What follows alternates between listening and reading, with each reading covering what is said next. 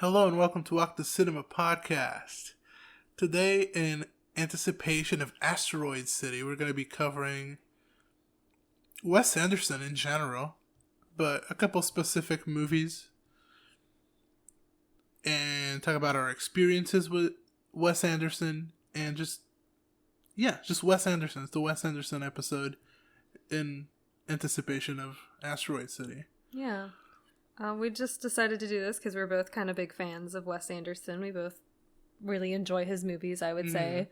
And this kind of gave us an opportunity to, try to watch the rest of his work that we hadn't seen. So we're still missing a couple, but for the most part, we've pretty much seen his entire body of work. Just to kind of give some background on Wes Anderson, for me, I remember being still in high school, a teenager, and not really knowing who he was. Not really watching any of his movies besides Fantastic Mr. Fox, which we will talk about later. But he did a little commercial back in the 2010 areas, and that was kind of my first introduction to, I know who this guy is. He's the guy that does these types of stylistic movies that I've seen, or I've heard about, Which is what he's known for, is his style, the Wes Anderson style.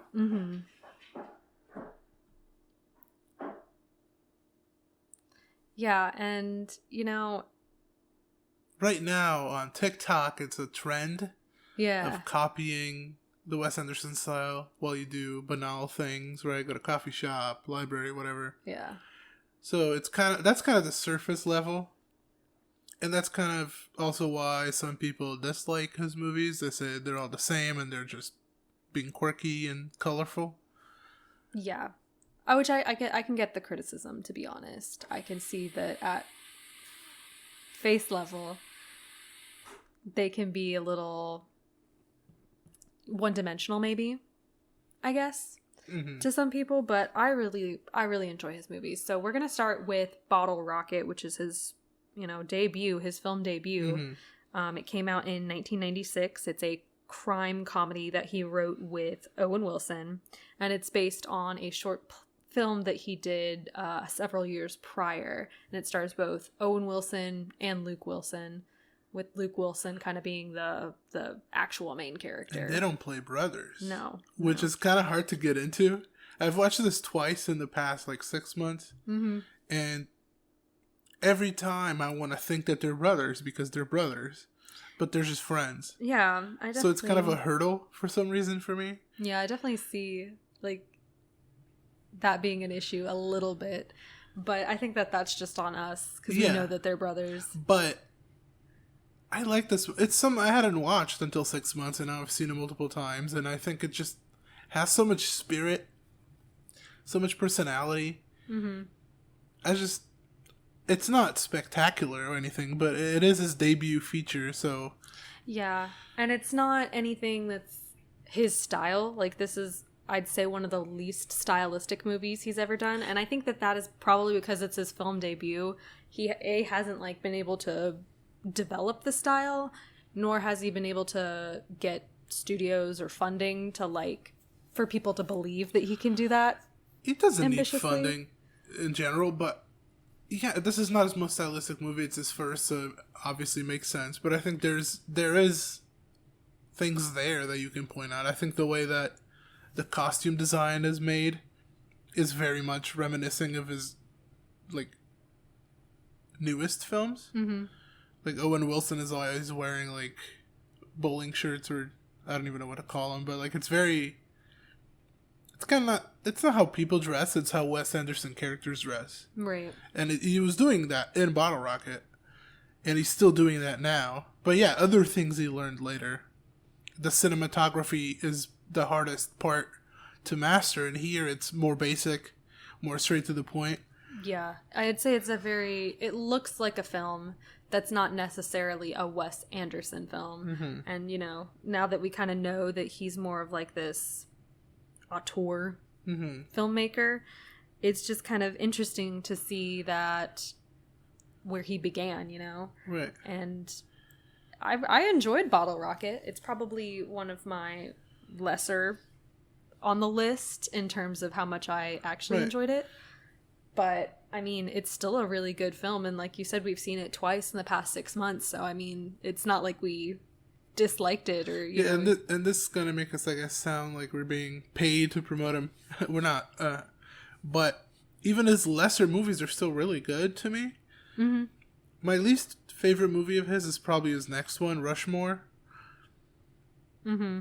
And I still like it a lot. I just think it's kind of redundant. That's fair. But I still like it. But this one is better than that. It's just, again, it has so much heart. It's fun. It's funny. They all seem like they were friends in real life, which they were. Yeah, because he used, like, people that he, you know, either knew or had connections to get this made. And, you know, it's Owen Wilson. They were friends. They've been friends for a while. You mentioned Owen Wilson, and, like, growing up, all the movies I saw with Owen Wilson were, like, those shitty comedies. Those Hollywood studio comedies he was in. Yeah, agreed. And I didn't think he was, like, a serious actor. Not that this is a serious movie per se, but it's like... It's still a comedy. Yeah, you gotta put a performance to pull off. And, like, with the studio stuff, he doesn't really put a performance. He's kind of just Owen Wilson in every movie. Yeah. And it's, you know, this movie was actually the acting debut of both, you know, Owen Wilson and Luke Wilson, who were, and I would assume the writing debut. Yeah. Several, you know, that's pretty fun, you know, because I think they're pretty much household names. And it's funny to me that, you know, just in a few short years, Luke Wilson would go on to play, you know, in one of the most amazing movies ever created, Legally Blonde. Mm-hmm. Sure, in just a few short years. But it's not just this movie that he gives people their debut, but from this movie a lot of actors stick with him, which is great to see. And it's great to see in any medium. Like, people talk about sports where someone's loyal to a team, like Damian Lillard with the Portland Trail Blazers, and in soccer, whatever. It's always nice to see when people stick for years and just do it no matter what. Yeah. So even if a movie is maybe not the greatest or whatever, you're still going to do it because it's with your friend. And I think that's more important. But when you do Wes Anderson, you know it's going to be good anyway, so it doesn't matter. Yeah. You might as well stick with him. Yeah, and I agree that it's nice to see that he found these kind of cast of characters. And people criticize him for that, too. It's not... a lot of people don't necessarily love that he uses the same characters, because it's kind of like... Oh, am I watching the same movie? I've seen a couple people, you know, say that, because they're all, you know, you're going to see your staples like Bill Murray, Owen Wilson. Yeah, but I feel like that's kind of the point. It's kind of like your siblings sending you a sketch that they made on their phone. Yeah, for sure. And you're just watching it, just the same people do similar things, but you're supportive of it. Yeah, I mean, listen, I'm supportive. I'm just saying that some people I've seen have made that criticism that he is just using the same people, and it's kind of like nepotism, but it's also kind of like, yeah, I would, if I was a filmmaker and I had my friends, I'd use them too, you know? You also kind of, like, when you're creating it, you're imagining the roles as your friends. Yeah, exactly. That's fair. Because I remember when I was in my little drama classes and all that, my writing classes, I would know who I was going to be working with, and I would try to write characters that I thought, like, they could... play. Even if you're not going to work with somebody and you're, like, writing a story or basing a character off of somebody, you got to do it off someone you know. Mm-hmm. So it kind of makes sense that if you can, might as well use the person you were thinking of. Yeah. Which, like, every director does, by the way, and every writer does. Like, you're thinking of someone. Yeah. Maybe not, like, a super specific someone, but I've talked to people writing stuff where they're, like, very... specific actors, and like, this can't be made without this actor. Yeah, and it's like, we'd rather either not make the movie or like not have the character if they can't. And I've heard that in very unrealistic settings. Mm-hmm. But with in this case, it's not unrealistic, so it makes even more sense. Just do what you gotta do, and Bottle Rocket is the start of that. Yeah, and the Wilsons stick around for basically all of these movies, maybe all of them.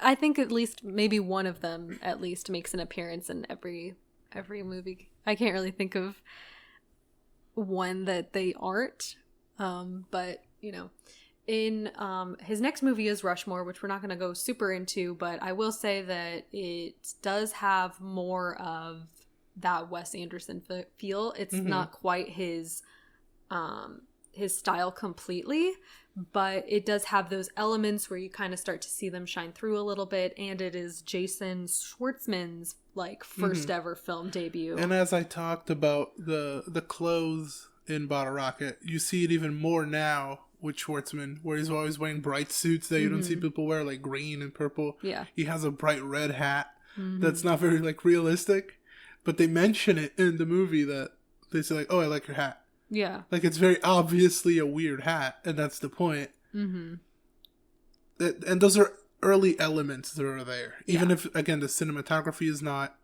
And with Rushmore, it just gives off The Graduate. Yes, it does. And a little bit.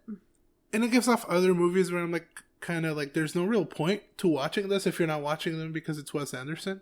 Because it doesn't do anything new, unfortunately.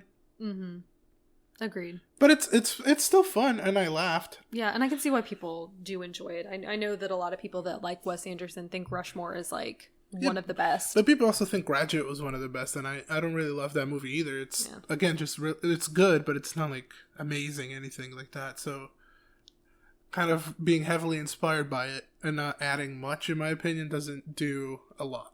Yeah. But what the movie we're going to be talking about more in depth is probably his movie that really shot him into a household name, really put him on the map in terms of this guy knows what he's doing. And that's the Royal Tenenbaums. It came out in 2001. It is also a comedy drama film that was also co-written by Owen Wilson. So again, we have that little, collaboration, and it also stars, people like Danny Glover, Angelica Houston, Bill Murray, Gwyneth Paltrow, Ben Stiller, Luke Wilson, Owen Wilson. It's still got all of those people that you kind of see. Yeah, and Mr. Royal Tenenbaum himself. Yes. Gene Hackman. Yes. This is a huge step up. It's leagues ahead of Rushmore. Like, just leagues ahead. It feels, you can feel the confidence. I think that's the main point. And this was the one that was a big hit, because this is the one that SNL still makes fun of when they make fun of a character, like or when they make fun of Wes Anderson, or like in general when people make fun of Wes Anderson, they always go to this Gwyneth Paltrow character. Yeah. They always go to the Ben Stiller character wearing the Adidas tracksuit. So this is kind of like an iconic moment for him, and I think the first big moment for him. Yeah, I think that this movie is so good. We watched it a few years ago, and it's really stuck with me, where I don't think I liked it at first. Pretty much, I just thought it was okay, but it really, really stuck with me for a couple years before we ended up watching it again for this episode, and I was just blown away. Even though I knew the plot, I knew everything that was going to happen, there was something about it that made it feel like fresh in my mind, I guess. So I really enjoyed it, and I really had a good time with it. And the amount of effort and precision that went into creating the sets, creating the characters, is something that is awe-inspiring to me, I think these are probably his best characters. Yeah. Individually. I don't think this is his best movie, personally. But I think these are the best characters. And they're the ones where the quirkiness shines the best. And he did it really early on. So from year on, if you can already build characters like this, you can focus on color. You can focus on framing. You can focus on all those things he's known for now. That he kind of did a lot of, like, the famous framing is known for here. The symmetrical, or like the wide shots with colors on all the sides. He did that here, but not so much. It was more about the characters. Yeah, and the characters are so fun. I think that, like you said, these might be one of the best developed characters, because I'd say in some of his other movies, he makes these characters that feel like they're just kind of caricatures. Yeah, caricatures. They're quirky to be quirky. And I feel like with these characters, he did kind of give them a deep enough and well thought out backstory into what makes their quirks. So, for example, we have Ben Stiller's character Chaz, where he's basically been running the household, running investments and stuff since he was very, very young. And as an adult, he's a very anxious adult. Yeah, he's very like tightly wound, and he's very scared for his kids at all times. Yeah, because his wife died. Yeah, it makes sense with his wife dying. That he's so scared for his kids. Yeah, because they were with her when she died, because she died in a plane crash and with his kids and the dog on board, and they ended up surviving. She did not. So I think that he was really close to losing his entire family, and that makes him even more anxious. Like an anxious prone person was made even more anxious by these set of circumstances. But it is quirky. It is a guy that's like trying to run their kids like military so they don't die in a house fire. Yeah. But it makes sense. It makes sense. But it's quirky. So, like, that's a really good character, in my opinion. And then you have Margot, who is this kind of depressed girl that's secretive and doesn't like to share her feelings kind of thing. And it's because it's like she was always told or always introduced as the adoptive daughter, was excluded for things because she wasn't really related to the family. That, like, does something on your psyche. Right. And her brother character, Luke Wilson, is in love with her. Yeah. Which, Richie. At face value, it's kind of like, oh, it's incest. You grew up with her. Whatever. But if you think about it, she was always introduced as not part of the family. Yeah. They were raised together, sure, but they were never told that they were related. And it was very specifically told that they're not related. Yeah. So it makes sense that they could both separate that from their attraction to each other. Yeah. Even though, yeah, face value, it's incest. And it still kind of is, whatever, but but they've been drilled into their heads that they're not related, so why would they think they're related when they're adults? Yeah. And it's just kind of interesting. And then you have Richie, who's the tennis protege, who has, like, this mental breakdown, and he's got his, he kind of disgracefully left the field. And he's also kind of depressed because his life's not really where they want to be at. And, as a children, they were revered as being geniuses. Like, their mom wrote an entire book on how she raised literally the smartest group of children. Like, there was her life purpose was to raise geniuses. And then, as they got older, it's kind of like they all failed, or they're all, crumbled. Yeah, they crumbled. Too much expectation. Yeah, because, when we meet them as adults, like, Chaz is so anxious about everything that you don't really see him do anything that he did when he was a kid, in terms of making purchases and, investing in stuff like that. Like, he doesn't really do that anymore. Same with Margot. She doesn't write plays. She hasn't written a play in 7 years at this point. And then with Richie, he hasn't played tennis. He's just been kind of drifting away at sea, just living it up, kind of. Always wearing a sweatband, though. Yeah. And this movie is just, it's incredible, I think. It really was does nominated the best for, with a huge cast. Yeah. I think it's also very impressive and worth mentioning. Yeah. It's not easy to have so many characters and bring them together story-wise. Yeah. But it really does it here. Yeah. It was nominated for an Academy Award for Best Original Screenplay. Which I feel like the screenplay is really, really good. I think that there's so much depth to it. And we have this on Criterion, the DVD version. And I just really like the little special stuff it comes with. It comes with, like, a map of the house and all the little details of what goes where, and the colors that they used and the items that they have. Like, that's really nice. It's really cute. And you have your little cast of characters, and it's just, it seems like a lot of effort.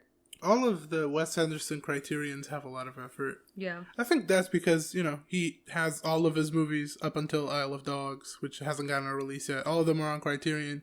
So they're kind of buddy pals. Mm-hmm. And it makes sense. I do love the packaging here, but I love it even more for the next movie we're going to talk about. Which is?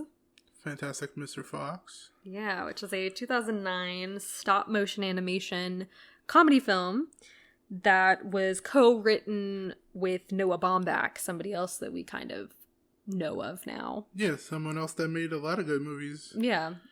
And this with one... With Ben Stiller. Yeah. And this one also, I feel like he created with a lot of love.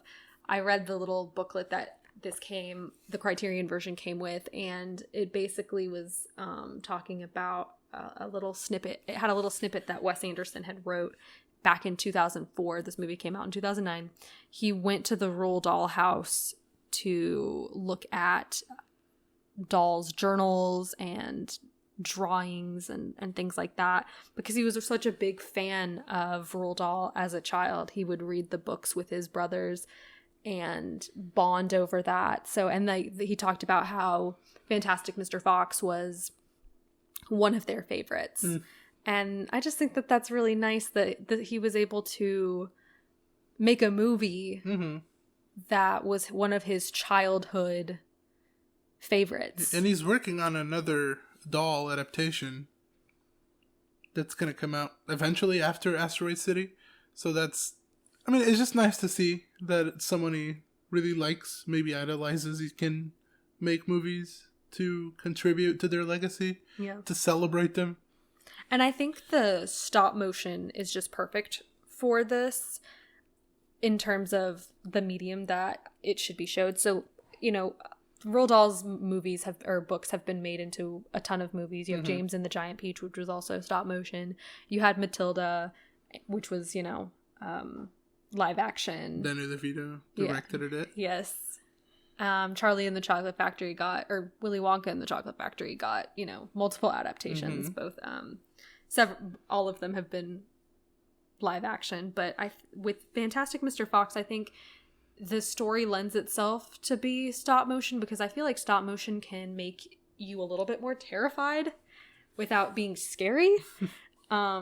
Whereas I think animation, just regular old animation, is kind of wouldn't give off that same vibe without being super intentional. I think if you went what was popular when this movie came out, you'd have animation, 3D, with rounder faces, rounder bodies, probably shorter characters, because the characters they're kind of tall, and they're imposing, and they have depth because they have real fur. So it is kind of scary for a kid, maybe. Well, I think that there's certain elements of this movie that are scary per se.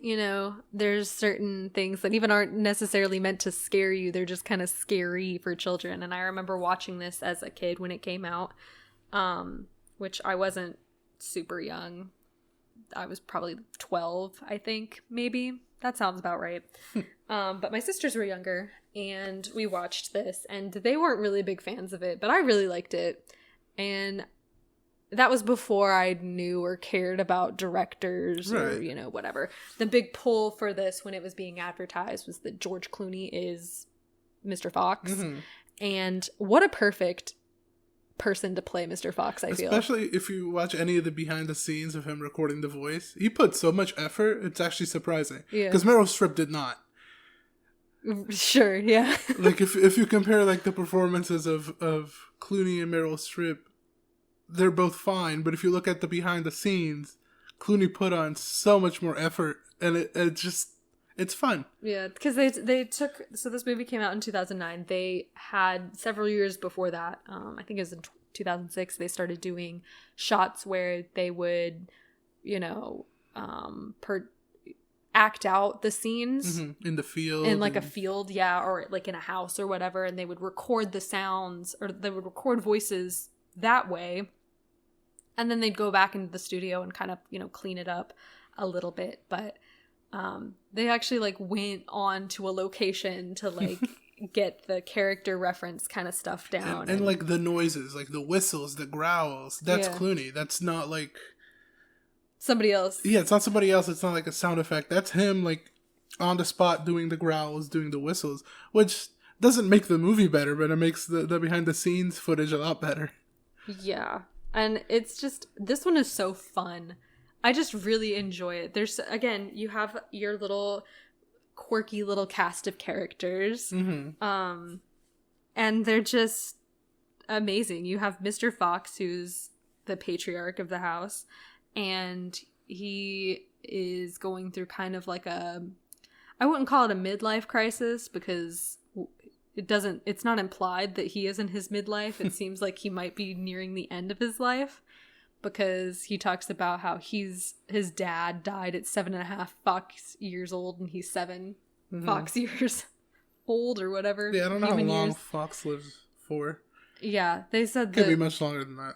Right. So, he's having his little meltdown, and then Ash Fox, their son, played by Jason Schwartzman, is also very quirky, where he's just kind of a small, angry little child. I think he's the funniest character. And yeah, he is the funniest character, and he doesn't feel like he's different. He's trying to be like everybody else. He just wants to be an athlete. I'm an athlete. Yeah. Do you think I'm an athlete, Dad? I think you're... It's one of those things where it's just kind of funny, and it's just so nice. And then we see Willem Dafoe as the rat, and that's amazing as well. The little rat, protecting the cellar. Yeah, to get that cider. Like, what an amazing... Willem Dafoe is perfect for the rat too. The cast is good, but it doesn't shine past the movie itself. Like, I'm sure the advertisements were drooling to just put George Clooney's name all over it. Yeah, and Meryl Streep's. But their names aren't better than the movie itself, which is great. Yeah. Because you have a lot of animated movies that just hire big names, and then they're crap. And a lot, especially now where voice actors are kind of dying off and we're just hiring celebrities to do voices because it's more about the advertisement. This kind of does the advertisement by having George Clooney and Meryl Streep. But the movie outdoes that. Yeah. And it shines on its own, no matter who's voicing who.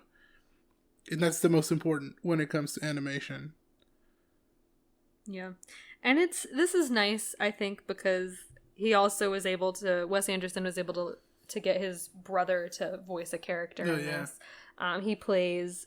Eric Chase Anderson plays Christopherson, Silver Fox, which is the cousin that comes to live with them while his dad has double pneumonia.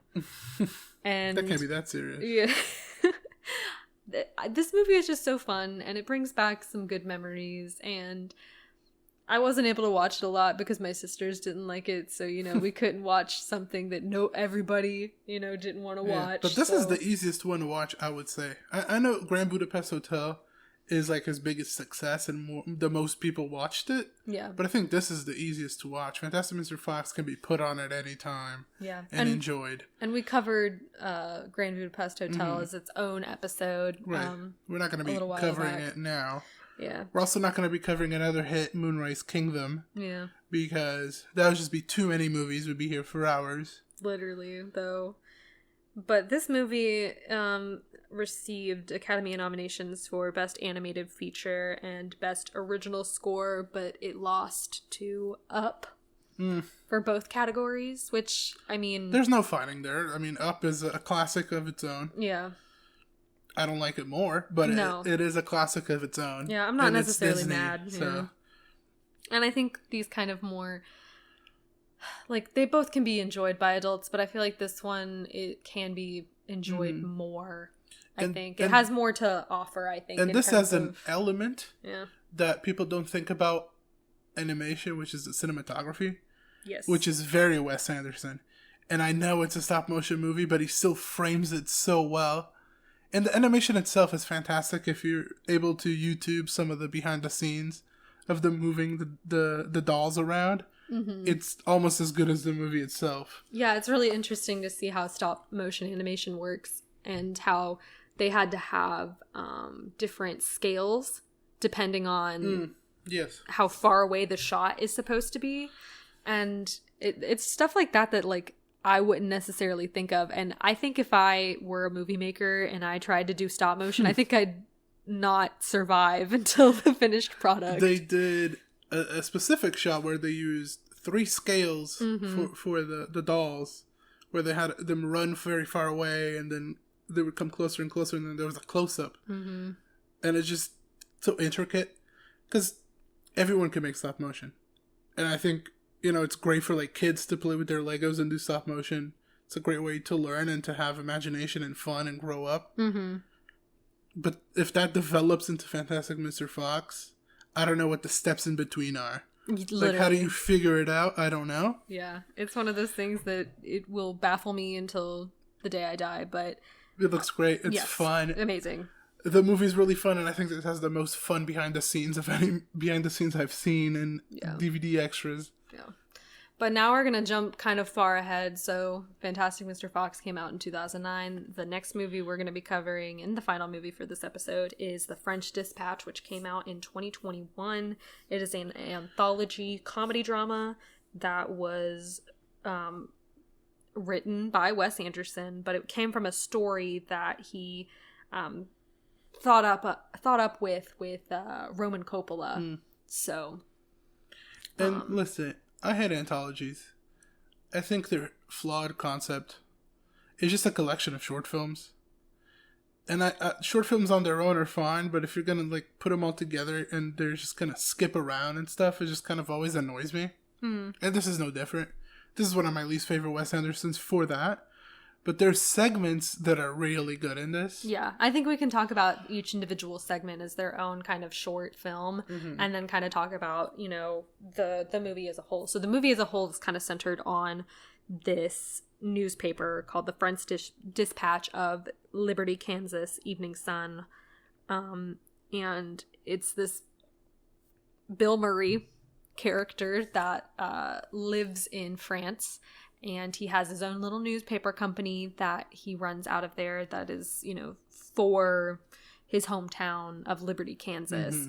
And so we follow the stories of the writers that make up the final edition because he died. He died, and then they compiled his, like, 3 biggest stories. Yeah. And in between, there's other things. There's, like, Owen Wilson, the cycling journalist. Yes. Which I actually really like. Yeah, it gives you a really quick summary of the city, yeah, and the districts that it has, and what it was like in the past and what it's like now, and you get to meet a cast of characters that he talks about how there's hookers and blow, yeah, kind of. But this introduction itself, I think, would put a lot of people off because it doesn't feel accessible, which is fine. I don't care, right? It doesn't have to be accessible, right?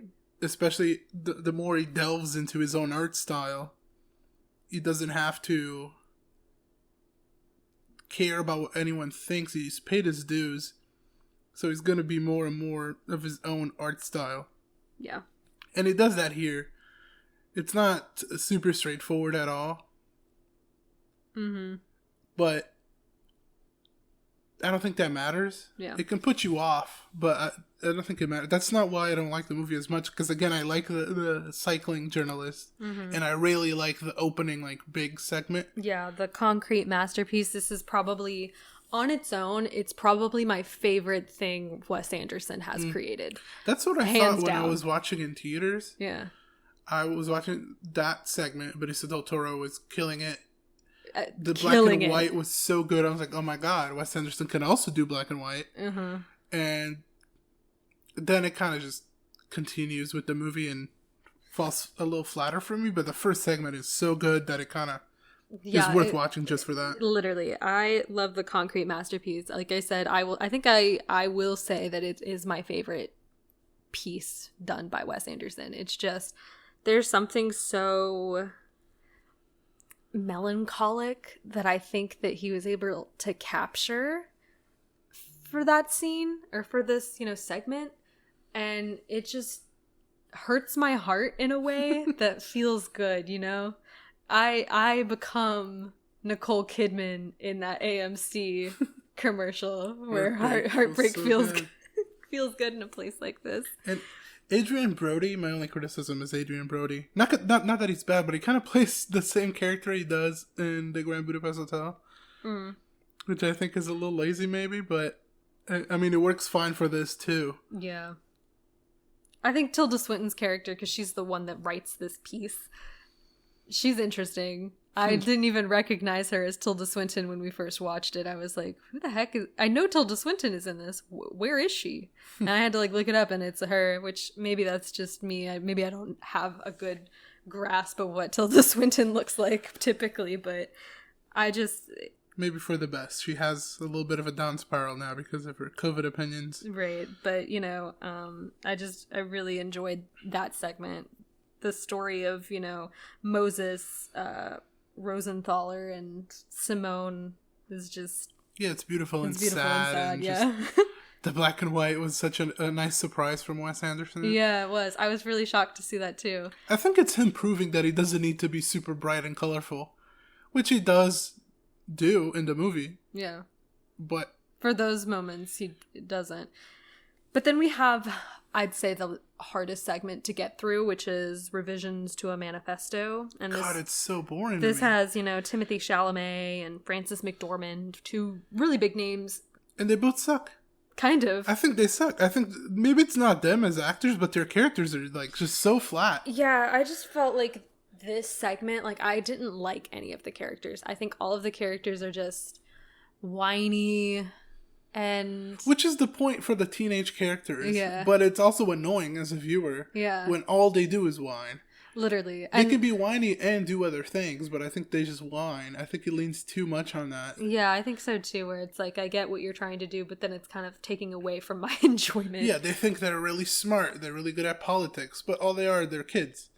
And that shows. So congratulations, that worked, but everything else is kind of... whatever, I don't care much. Yeah, and I don't know if it's, making a huge commentary on journalistic neutrality, which it mentions, and, she does kind of, Frances McDormand's character does get involved with her subject, Zaffarelli, the Timothy Chalamet character. I don't know. But I don't know if it's, actually doing anything with that, or if it was just kind of a throwaway comment that doesn't mean anything. It can't be a commentary because she's clearly... not neutral. The commentary would be that it doesn't exist, but she then straight up says it. If it exists. So it's blatant. If it is a commentary, it's very blatant, so it doesn't work as one. Yeah. So I'm not a fan of it. It kind of does slow down the movie, and it feels like the longest. I don't know if it is the longest. I have no idea. I didn't time it, but it feels like the longest. Maybe it's because it's in the middle, but I don't know. I get that it has big names, and it was the main advertisement. Yeah. I feel like when it started coming out, it was there's Timothy Chalamet and sure, that's a big name. But so is Saoirse Ronan, and she's kind of underused. Yeah. So... because she comes in with this next and final big segment. Yeah, the private dining room of the police commissioner. And... it's better. Roebuck Wright is our... writer for this, and he's supposed to be writing about culinary experiences, and while he's trying to eat at this police force, the chief of police, I guess, son is kidnapped, and then it's this whole story of that kidnapping, how they got him out, and I like it more than I like revisions to a manifesto, but I don't like it as much as the concrete masterpiece. But Jeffrey Wright is really good in this. Oh, yeah. And it's kind of a surprising casting choice, because it's not usual for him to be leading a whole Wes Anderson segment. But he's really good. But I also like that it is a food review, which all the newspapers had. They might still have. I don't know. I haven't read a newspaper in years. But they had. And it shows that food is more than just the food on your plate. It's the story behind it. And I like that because it's true and it feels real. Not that it feels real that the kid will get kidnapped, but it feels real that the food that a writer the food that a writer remembers the most is not the one that tasted the best, but it's the one that gave him the best story. Yeah. And this one had a very fantastical story where they send the cook to kind of poison everybody. That's hilarious. And yeah, that is perfect. It's perfect. And he uses radishes in it. so that the child won't eat it, because he knows that the child doesn't like radish, hates it. But unfortunately, the driver also hates it, so they have to go on a little chase scene, which is animated. Which is, again, a fun change of pace. Especially, I mean, you're doing an anthology, you might as well try everything out, throw everything at the wall. Yeah. And then you have the little kind of conclusion to the story where, you know, everyone's just celebrating that they got the kid back, and the cook who had to eat the poison himself to, you know, convince everyone it was fine is recovering. And he says something like, he ate the poison and it was unlike anything he'd ever tasted before. And it wasn't bravery that made him eat the poison. He just didn't feel like being a disappointment to everybody. Yeah. It's a nice little story. I don't think it could make its own movie. No. It definitely is like a short story type even thing. the Charlemagne segment, which I like less, I think that could be its own movie if someone really wanted to for some reason. The last one could not, but I still like it more. I agree. It's cute and it's quick, and I think part of why it's likable is because it's quick. I think it doesn't overstay its welcome. Yeah, I agree. But overall, this movie is just kind of okay, and I definitely have higher expectations for stuff that he's going to be coming out with. Yeah, Asteroid City, coming out in theaters near you. We're going to check it out.